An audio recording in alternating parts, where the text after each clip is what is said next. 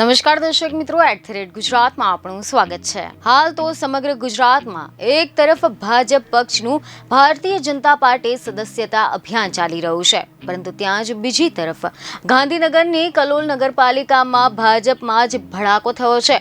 ભાજપ શાસિત કલોલ નગરપાલિકામાં સર્જાયેલા થપ્પડ કાંડના પડઘા હવે પડ્યા છે। ખબર એવી મળી રહી છે કે સ્ટેન્ડિંગ કમિટીના ચેરમેન અને મહિલા કોર્પોરેટરના પતિ ઉપર થયેલા હુમલા બાદ ભાજપમાં મોટો ભડાકો થયો હતો અને સ્ટેન્ડિંગ કમિટીના ચેરમેન સાથે તેમના સમર્થનમાં 11 કોર્પોરેટરોએ રાજીનામા ધરી દીધા હતા, જેના પગલે ભાજપમાં ધારાસભ્ય અને પાલિકાના પદાધિકારીઓ કોર્પોરેટરો વચ્ચે અંદરોઅંદરની ખેંચતાણ ખુલીને બહાર આવી છે। તમે જણાવી દઈએ કે સમાચારો એવા મળી રહ્યા છે કે ગત તારીખ 5ના રોજ કલોલ નગરપાલિકામાં રીટેન્ડરિંગના મામલે ભાજપના જ બે જૂથ વચ્ચે છૂટા હાથની મારામારી થઈ ગઈ હતી।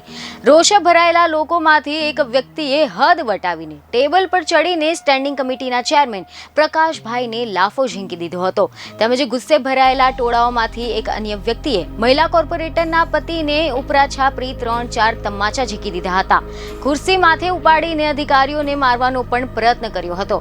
અન્ય લોકોએ નારેબાજી સાથે વિરોધ નોંધાવ્યો હતો। ત્યારબાદ પોલીસે સમગ્ર મામલો ઠાળે પાડ્યો હતો। જો કે આ માથાકૂટ ઉપર સુધી પહોંચાડવા છતાં પણ નિવેડો ન આવતા ગઈકાલે રાજીનામાનો દોર શરૂ થઈ ગયો હતો। રિપોર્ટ એવા મળી રહ્યા છે કે સ્ટેન્ડિંગ કમિટીના ચેરમેનના સમર્થનમાં 11 જેટલા કોર્પોરેટરોએ રાજીનામા આપી દીધા હતા, જેના પગલે હવે ભાજપમાં ભડાકો થયો છે અને આગામી સમયમાં આ ભડાકો અનેક લોકોને દઝાડે તેવી પણ શક્યતા જોવા મળી રહી છે અને વધુ રાજીનામા પડશે તેમ સ્ટેન્ડિંગ કમિટીના ચેરમેને જણાવ્યું હતું। ત્યારે અંદરોઅંદરની ખેંચતાણ અને જૂથવાદ વચ્ચે હવે ભાજપમાં શરૂ થયેલો કકડાટ ક્યારે શમશે તે હવે જોવાનું રહેશે। બીજને ખબર સાથે ફરી મળીશું। ધન્યવાદ।